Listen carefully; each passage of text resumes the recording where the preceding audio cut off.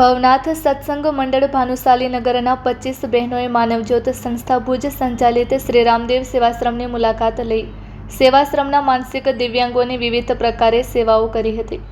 સેવાશ્રમના માનસિક દિવ્યાંગ ભાઈ બહેનોને ધાર્મિક સત્સંગમાં જોડ્યા હતા તેમજ ભાવતા ભોજન જમાડ્યા હતા। ભવનાથ સત્સંગ મંડળના ભાવનાબેન ચંદન, ગીતાબેન ઠક્કર, ચંદ્રિકાબેન ગોસ્વામી, જીજ્ઞાબેન દાવડા, હેમાબેન ઠક્કર સહિતના બહેનો સાથે જોડાયા હતા।